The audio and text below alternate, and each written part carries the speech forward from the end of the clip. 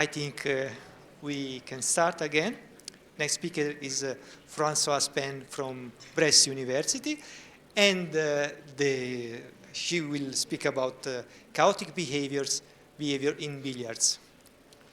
Thank you very much. So it's a great pleasure for me to be here.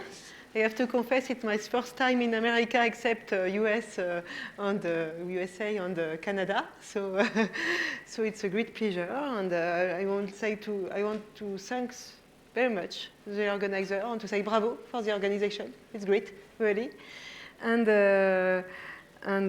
want to say also viva Dinamici. So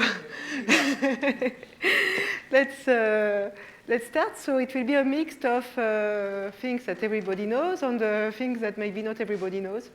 So do not hesitate to tell me, okay, you can pass this slide, or please stay longer there. It's not very important if I do not go until the end, so do not hesitate to tell. So as you see, I start from from history. I mean, I remind you that ergodic theory appears with the foundation of statistical mechanics and with the famous name of Maxwell, Boltzmann, Poincaré, Gibbs. And then in these works appear the idea that a good way chaos can appear even in deterministic dynamics, and that if you consider deterministic dynamical system but just add some randomness at the beginning, then you can have the same behavior as models that are purely probabilist. So the models I am interested in are billiard with chaotic behavior. So here are some pictures. So what is a billiard? It is yeah, I will mostly speak about discrete time billiard. So you have X, which is a couple speed, position speed. And this is the map Tx, okay? And then you can consider different billiards where there are lots of billiard tables that you can imagine. I will focus on chaotic one. So I draw here some pictures. So the Sinaï billiard, so the two first billiards are billiard in torus, in two-dimensional torus. So when the trajectory goes out from the right, that appears on the left, and when it goes out from the top, that it appears again from the bottom. The two first are Sinaï billiards. The second one seems much simpler because there is only one obstacle. Well, it does not work. No. Oh, sorry. No, it's just because I am unable to use correctly the 3 button. Okay. This one seems much simpler because, well, there is only one obstacle. But it appears that it is much more complicated than this one, which has several obstacles, and we will discuss a bit about that. Among the billiards that have chaotic behavior, let us mention also the Bunimovic stadium billiard, billiard with cusps, and also infinite measure one, like this one, which is the Z2 periodic, which is the Lorentz gas. So what do we assume? We assume that the particle just goes straight, that there are collisions on the boundary with respect to the usual Descartes law, and that we just put some randomness on the initial position on velocity. So with respect to any probability measure, absolutely continuous with respect to Lebesgue. And well, and that's all. I think I don't want to say more about that. Before saying more about these deterministic billiards, chaotic billiards, I just want to remind you some facts. So on what happens in the purely probabilistic case. What happens if the random variable are IID? So independent with same distribution. Then there is first, on admitting an expectation, there is first a strong law of large numbers, which tells us that the mean, the average, converges to the expectation. It is indeed a way to define also the expectations to people, to students who look at you as if you were doing very theoretical fun things. When you speak about expectation, you can just say, well, it's the average, it's the limit of the average. So it's very very heuristic, in fact. And now, if you assume that the expectation is 0, and if you assume a bit more, in terms of moment, I mean that there is a second order moment, then there is a central limit theorem, as you all know, I think. And you can be also interested in the limits for Whiscal trajectory. So I mean, I may be the third or the fourth or the fifth to speak about this week, but I introduce as if you did not see the previous talks.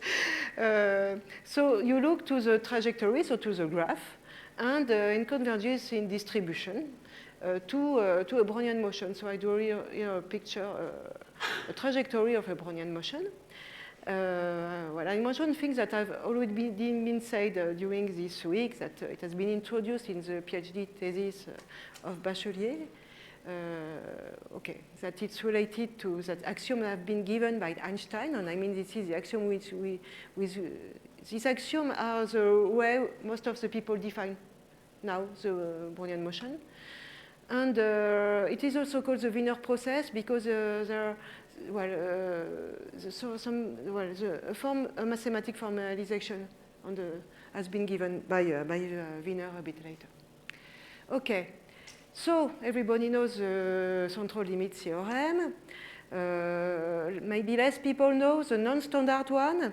What happened is it is what we call L2, weak L2, so non-L2 in fact, but almost L2. Not almost in the probabilistic sense. When the probability, the type, okay, I'm not responsible for that, am I? Okay, now I am responsible for that. Sorry.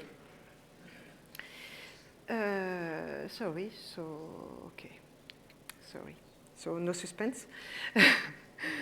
When the tail probability behaves as x minus 2, at least on the left or on the right, or it can be both, but at least for one, and the other can vanish, then you have a convergence to, you still have a convergence to a random Gaussian random variable, but with this normalization, 1 over the square root of n log n. So this is related, in the IID case, to this particular tail of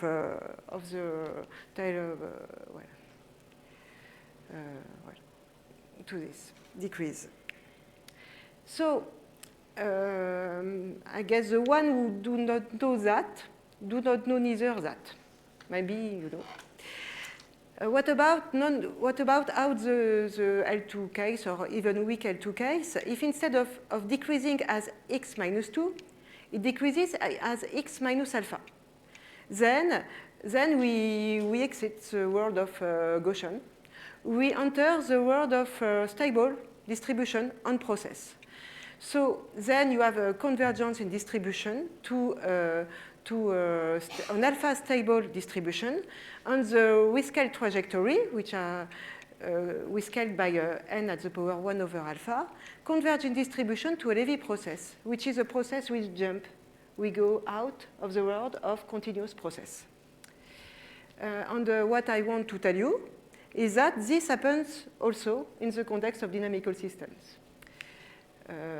So, classical way, and I think you all know that you can, in fact, build IID sequence thanks to a dynamical system.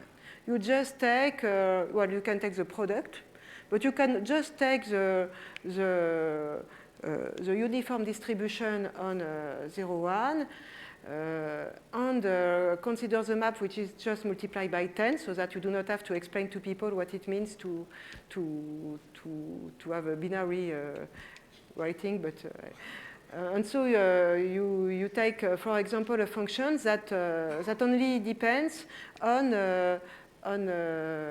so what is II?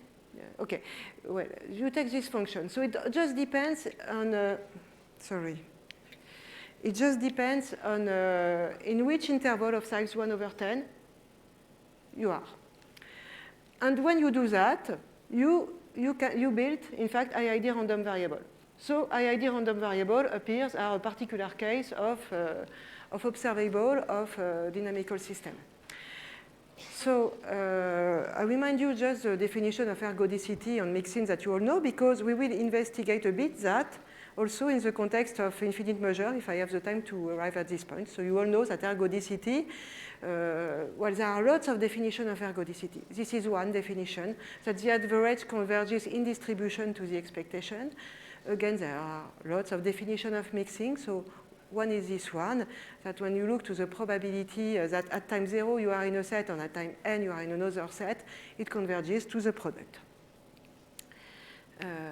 Okay, so this is just to remind you that in fact we are focusing on billiard, and I will write Qn Vn for the position at the end collision and the speed at the nth collision. And these systems preserve the measure, which is very explicit, but we do not need to explicit it, which admits a density with respect to Lebesgue. Okay. First, let's speak about the Sinaï billiard. So there are two different pictures here. One in what we call finite horizon. So what does it mean? I hope my picture is okay, is correct. Because, okay, finite horizon. So I will first explain you infinite horizon.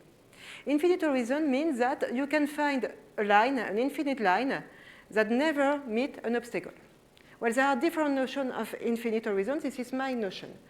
I mean, Viviane Baladi, Marc Demers, and Carlangelo Liverani in their work have a stronger notion of finite horizon. My definition of infinite is if there is a line that meets no obstacles, not the closure of an obstacle, then it is infinite, and this is a problem. I mean, you will say, well, it's not a problem because we never start from here. So if we start from an obstacle, of course, we will go back to the obstacle. Why? Because either the slope is rational and then you are periodic, so you come back, or it is irrational and then it's dense, so you will meet the obstacle. But okay, but then you can make you can have free flights which are arbitrarily long. So this will be the problem. So this is why if you put enough obstacles, so that you avoid so that no lines, there exists no lines that meet no obstacle. Every line meets an obstacle. Then you simplify the problem. Well, you simplify, but it's still complicated. So the ergodicity on mixing of this model has been proved by Sinaï. Central limit theorem for Holder and continuous random observable has been proved by Bunimovic, Sinaï, and then by Bunimovic, Chernoff, Sinaï. You can also find another way to prove it in Young's paper. And for the infinite horizon one, there is a paper by Chernoff. So I put in violet the things related to the infinite horizon case. Whether the horizon is finite or infinite, for Holder continuous function, you have the same behavior. So what is different? What is different, for example, it's different if you consider the cell change function. So what is the cell change function? Later, we will talk about the Z2 periodic Lorentz gas.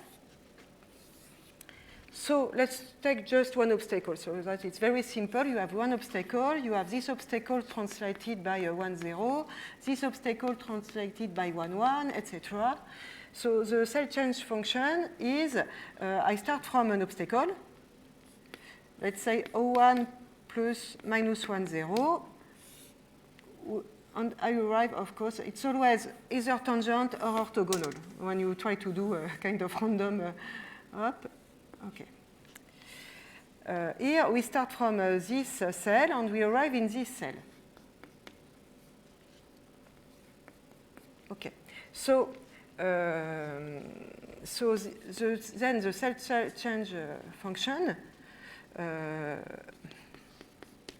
is 1, 1.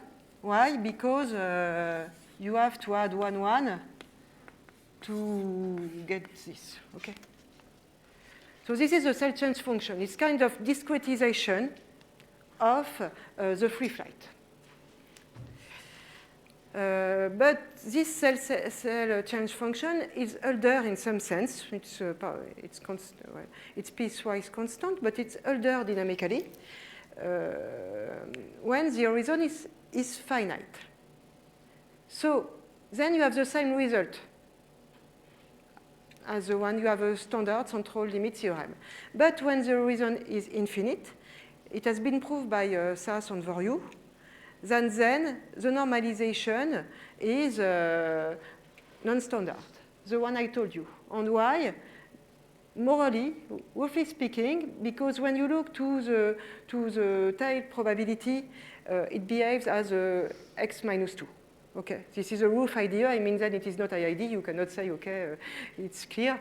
But this gives you the intuition why it is true, and it can be proved by hand. I mean, it's just geometrical. So, first difference between both. But this difference is very important because in one case you have bounded function, and in the other case you have a function that is not in L2.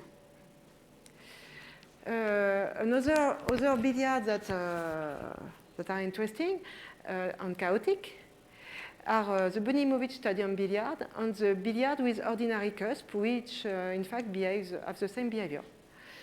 So if you take an older continuous function, you have the convergence in distribution with the same normalization as the one we just saw. In fact, the first work that shows this type of behavior was a work by Balint and Goezel.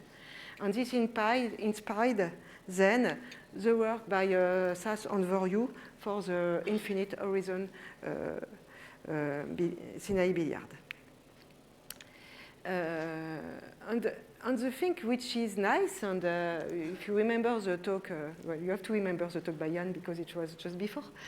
Jan wrote some that the asymptotic variance, and this is the case here, the asymptotic variance here is given by an infinite sum. So it's kind of explicit, but not that much. I mean, it's an infinite sum. Okay. Here it is something that you can compute just looking at the shape of the billiard. You take your function, you integrate, I can write it. You integrate your function on the vectors which looks like that. Why? Because this is where you spend a lot of time.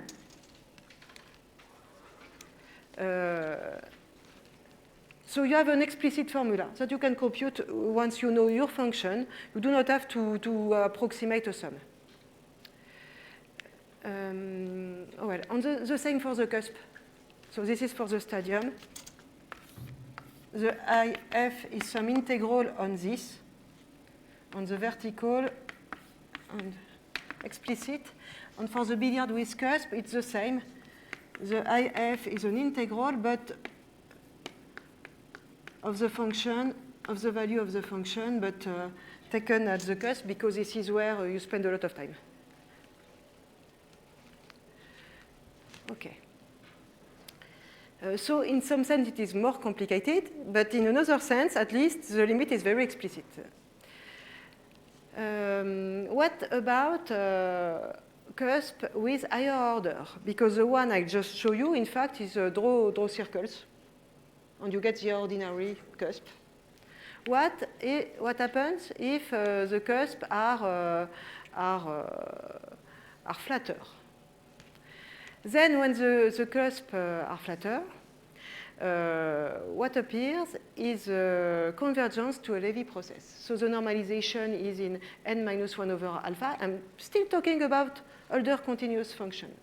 This fact does not come from the fact that the function is not bounded. It comes from the fact that you spend a lot of time you spend a lot of time. I can show you where. Yeah.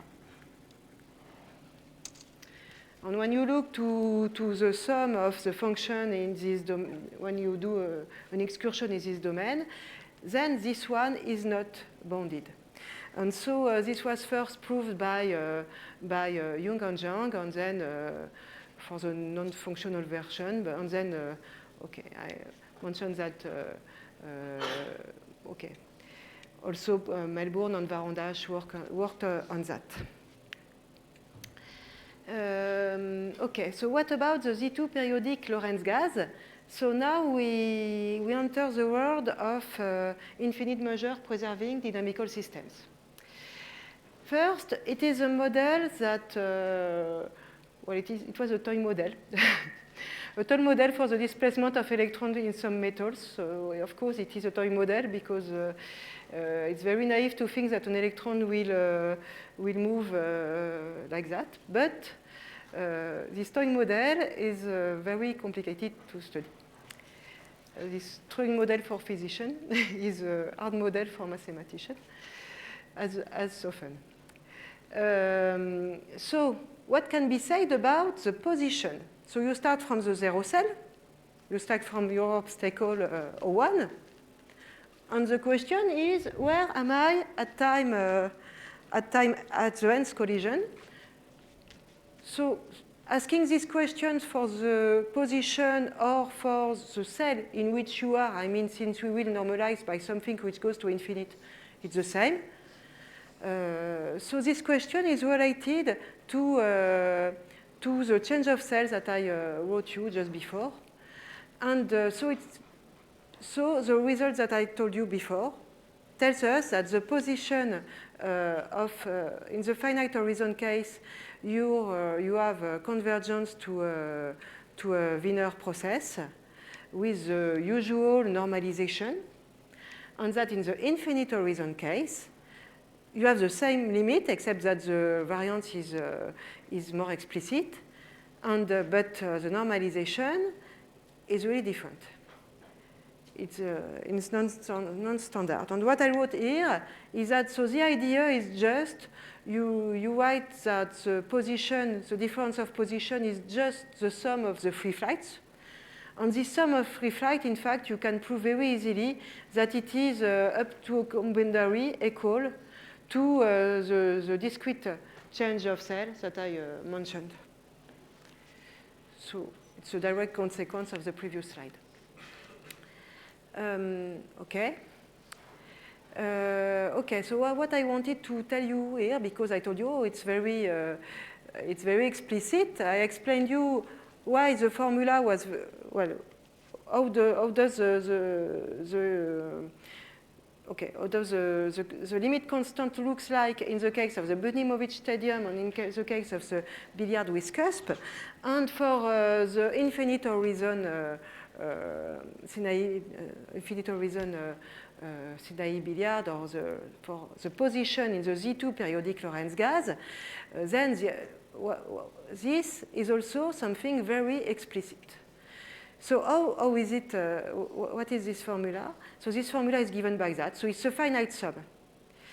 It's a sum over corridors. What are corridors? It is these corridors of parallel lines that you can draw without touching any obstacle. And in fact, it's easy to prove that that at some point you will be blocked by obstacle, and that you have only a finite number of such corridors. So it's a finite sum. And in this finite sum, you just have the width of the corridor and the W, which I call the period. I'm not sure it's a good term. If you have a corridor like that with an obstacle and its copy here, this is what I call W, and the width is this. Okay? So it's very explicit again. At least, maybe you are outside the standard case, but at least at the limit, you have something simpler. In some sense, it's more explicit.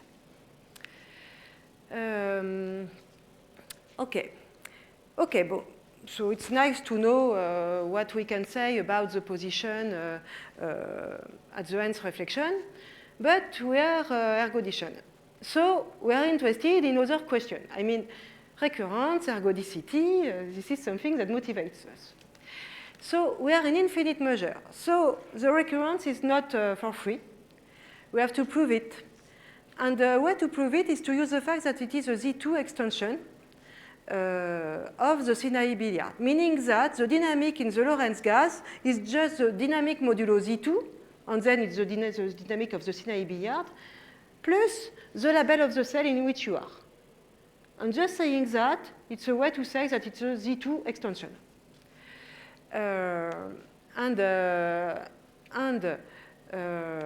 Okay, so yes. What about ergodicity? So I will not detail all this, but there are you can consider that there is a polemic about what is ergodicity, and at least for me there is. What is ergodicity in infinite measure? I will not detail that, but you have maybe in mind, I don't know, 11, 12 different definitions of ergodicity. In fact, they can be separated in two groups. And one is equivalent to something in infinite measure, and one is equivalent, well, they are not all equivalent in infinite measure. They can be separated in two groups. So the property I like, the property of ergodicity I prefer, which is not the one by Aronson, so I call it differently. I call it recurrent ergodicity because it is a property of ergodicity which implies recurrence. Well, it's this one. So this is just one, it's not the definition. You have several properties that are equivalent. You can prefer another one. But this one is really comparable to the ergodic hypothesis. I mean, instead of saying the average converges to the expectation, we say the ratio converges to the ratio of integral, almost surely. So this is true for this dynamical system. It satisfies this property. So this property implies recurrence. In fact, in practice, for these dynamical systems, the hard thing is to prove recurrence. Once you have recurrence, you can, by the same argument as the one used by Sinai for the Sinai billiard, you can deduce the ergodicity. So the hard work is recurrence. How do you do in the finite horizon case? In the finite horizon case, you have a proof based on the central limit theorem. So you have different variants of this argument. There is one by Schmidt with standard spaces, and one by Conze with central limit theorem under sequences of positive density. So a bit strong. Both are a bit stronger than just the CLT, but morally it's a CLT. And okay. Plus you combine this by the zigzag argument of Sinai. I don't know if you all know the Hopf argument to prove the ergodicity of the geodesic flow. Hopf argument, ergodicity of the geodesic flow, you have a stable curve, an unstable. I think you write it WSS here, so I will keep the notation. Well, they meet. So this is. So what is the Sinai argument? This is for geodesic flow on negatively curved surface. And this is for the Sinai billiard. You cannot do that because the stable manifolds are not stable. There are lots of singularities. So the stable manifolds are not long. They can be arbitrarily small. But luckily, you can draw a very long chain. Okay. Instead of saying I can, this always intersect, I can find a way of stable and unstable that goes from almost every point to almost every point. So just this argument, once you have recurrence. Okay, and this is the first proof. The second proof is via the local limit theorem. So I remind you, what is the local limit theorem? It is about the probability to be back in the zero cell at time n. Why is there 1 over n? It's just because, okay, roughly speaking, Sn behaves as the square root of n. So you are in a square of size square root of n. So you have n position. So roughly speaking, the probability to be in the one cell is 1 over n. Okay? This is not a proof. This is just to let you understand why there is C over n. And it's not only that. So it's via Borel-Cantelli lemma, a variant of Borel-Cantelli lemma, Lamperti variant of Borel-Cantelli lemma with a very nice proof by Cauchan and Stone that is and using that, Sass and Vorjou were able to prove, so they find another way to prove recurrence. Then you do not need the standard space, you do not need the result on subsequences, but you need something strong, the local limit theorem. And even the local limit theorem for couples. And it was agreed that they use this idea. Why? Because when you go to infinite horizon, you have this non-normal, non-standard normalization. And in fact, it is an open question. For the moment, it is not proved that the argument of Conze and Schmidt with the CLT, when you have the non-standard normalization, does it imply or not recurrence? It is something open. So for the moment, it's not possible to use this way, but the way via local limit theorem still work in infinite horizon. Okay, so it's recurrent. So a question that we can ask then is, how long does it take to go back? So I call R0 the first return time in the zero cell. So the first return time, let's say here. I start from here. So when the horizon is finite, this is this normalization. And when it is infinite, so this was proved by Dolgopiat, Sass and Vorjou.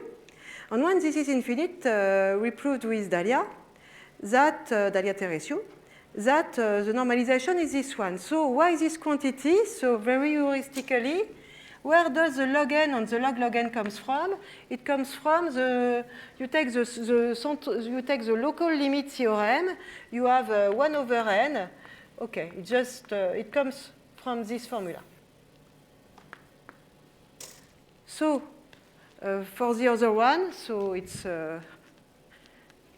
is the sum from n equal 1 to n of the probability that Sn equals 0, which is either log n or log n, depending whether the horizon is finite or infinite. Okay? Of course, the proof is not just that. It was much more difficult in the infinite horizon case for technical reasons because of the fact that we have to deal with something which is not square integrable, and we cannot iterate the operator on their decomposition as we want. But the isomorph idea is just this one. Okay, so we are an infinite measure. So what can be seen as an analog of law of large number and central limit theorem? Well, I already said that it is recurrent ergodic, so that the average converges to the ratio of the average of the sums converges to the ratio of the integral. Okay, but then we are comparing. I mean, we want to know how does the sum of f composed with tk behave, how does the ergodic sum behave, and we are divided by something as complicated, another Birkhoff sum. So, okay, that's fine, we have this result, but we would like a deterministic normalization. So it was proved by Aronson that we cannot have a deterministic normalization and a limit that is non-zero or infinite. So we have to make a compromise. Either we have a degenerate limit, or we have to lose the almost sure convergence. And in this case, it's possible to have a result which is kind of analog of the law of large number because you have a convergence to an integral. Okay, you have convergence on an integral, but you lose something. Instead of having the almost sure convergence, it's a convergence in distribution. Instead of having a constant in the limit, you have a random variable. But when you change your function, you change the integral.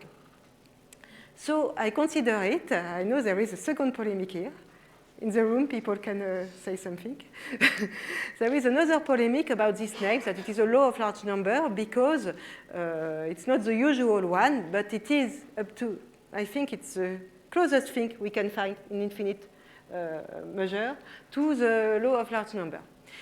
Okay, so then we all want to know what happens when the limit here is 0. I mean, we always do that. So when the integral is 0, what happens? So we proved with Damiatomin. Then, as you know, when we go from law of large number to central limit theorem, we have to reduce the family of observable. We have to assume some smoothness to hope to prove something. So if we assume that the function is smooth or nice, what I mean by nice is you can assume, for example, Hölder with compact support, but we have a better assumption than that. Then we have convergence in distribution to something a bit complicated. But in fact, this thing is kind of natural. Okay, you cannot see anything. What is the heuristic? Okay. Heuristically, how does it work? Okay. So when you look to the time that you spend in the 0 cell,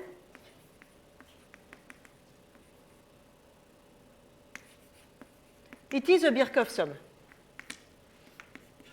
So okay. Now you consider another function which has 0 integral. So it starts from the 0 cell, it does something, and it comes back. And let's call x1 its first excursion, the sum of the first excursion, x2 the sum of the second excursion, etc. Roughly speaking, what we can say is that, well, the sum of f composed with tk behaves as the sum over the n first excursion of the sum of this excursion up to nn, which is the number of excursion. Because here we are counting the number of time spent in the 0 cell, it means the number of excursion. And once we do that, we can say, okay, let's do xk, let's do as if they were IID random variable. So this will be, the normalization should be the square root of what we are summing. And in the limit, we should have a Gaussian random variable.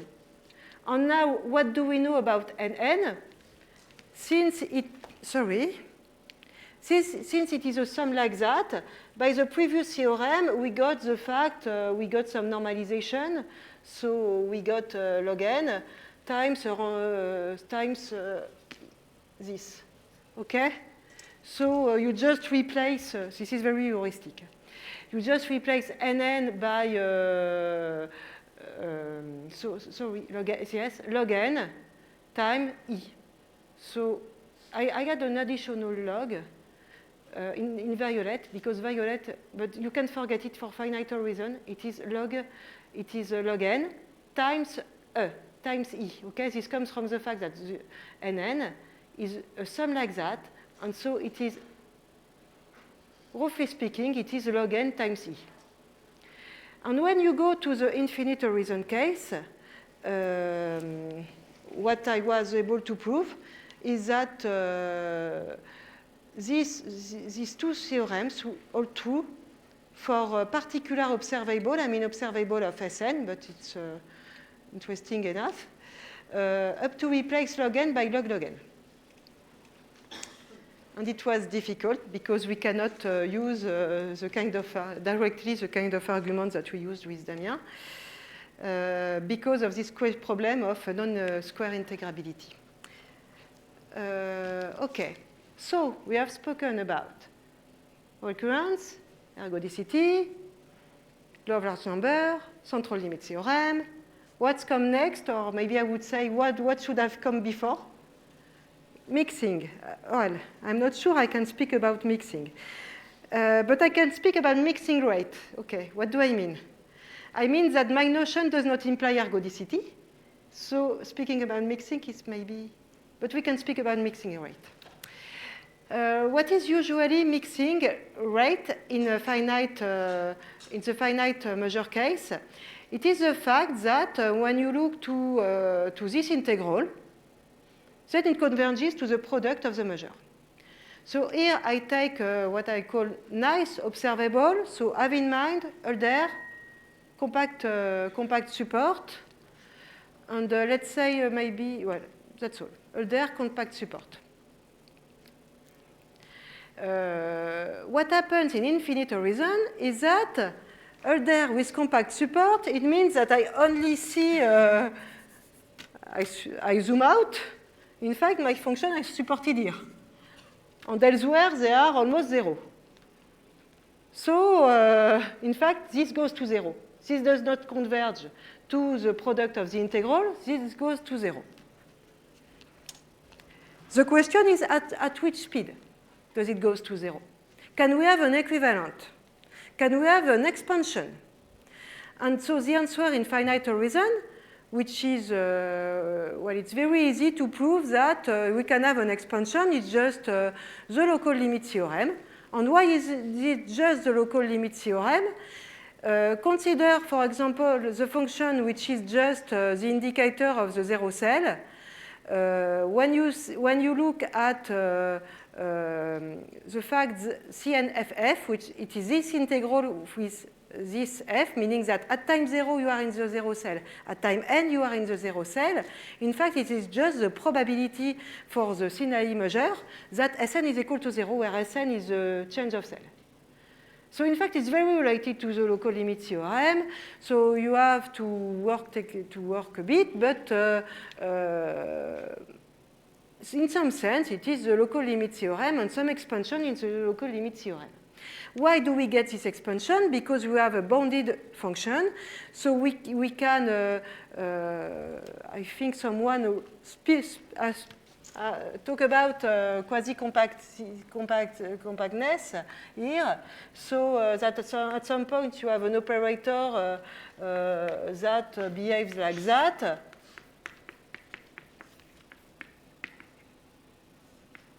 Okay, and that's fine because this is, you can then iterate this, you can write Ptn, Ptk, etc. And you can use this decomposition. You can proceed this way. What happens in the infinite horizon case is that, okay, this is true, but this, instead of being continuous in T, this map is continuous only from the good Banach space to LP. And so you cannot iterate, you cannot use your decomposition, so this is tricky.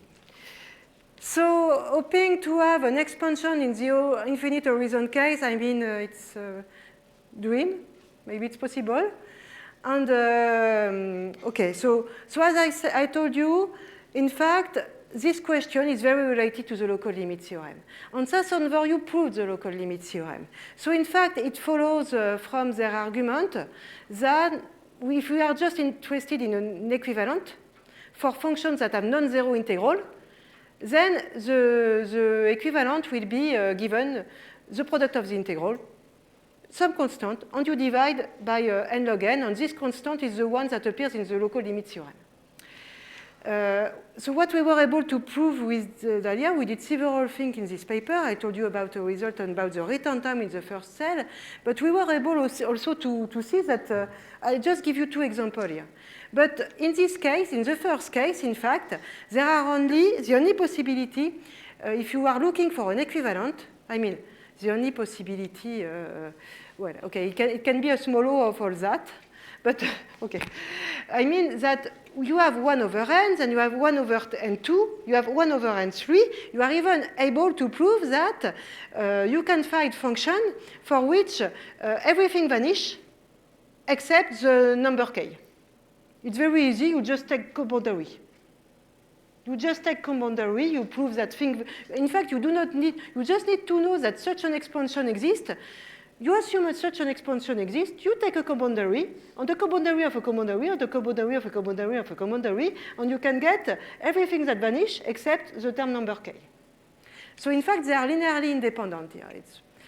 And there is only this, 1 over n, 1 over n2. And what happens in the infinite horizon is that the first is n log n, but what happens if one vanish? So what is a natural thing is to take co-boundary, and then you can take co-boundary and of co-boundary, etc. But let's look for co-boundary. For co-boundary, what we were able to prove to get is an estimate like that. So n log n multiplied by n.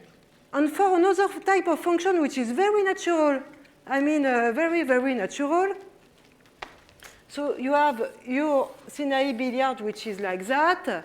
You take a function which is 1 here minus 2 here, and 0 everywhere else. I mean the other type of function with natural zero, which have zero integral and are very natural.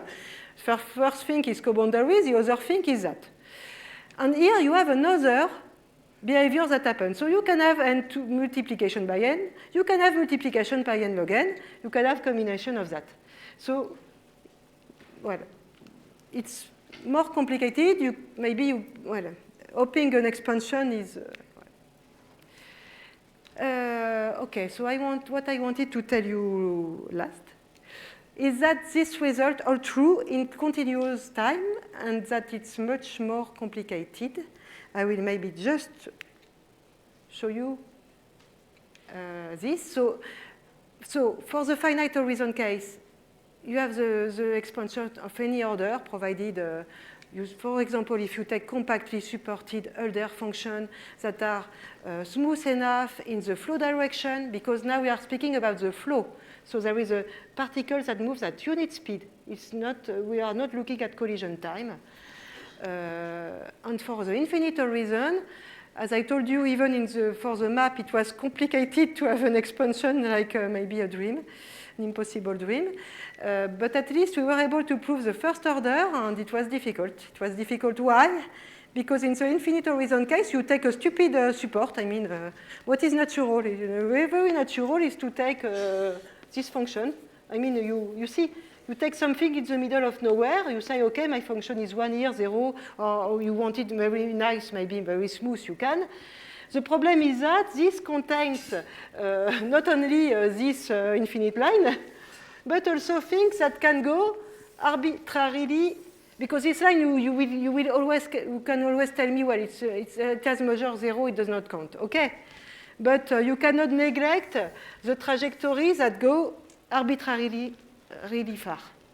So this complicates a lot the things. So maybe I will, okay. For example, we needed a joint mixing local limit theorem. We needed a joint local large deviation, which in fact is just an adaptation of a work that we did with Ian Melbourne. We needed also large deviation estimates on the this tau is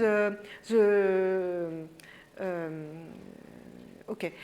This nt is the number of particles that of reflections that we have before time t, and this is the sum of the free flight until time c1t.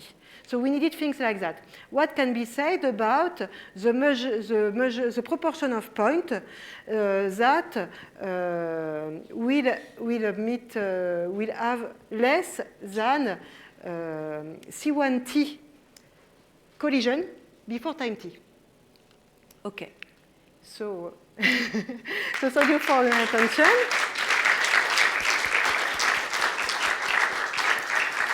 Which is very basic things for at the second year of master. I mean, very simple example, but in order to explain how we can use perturbation of transfer operator, etc. This kind of things. So just for people who do not know. And I also cite, well, I think almost all here, the articles that I have mentioned in my talk. Thank you very much. Okay. No, I want one more clap. This is why I thank you again.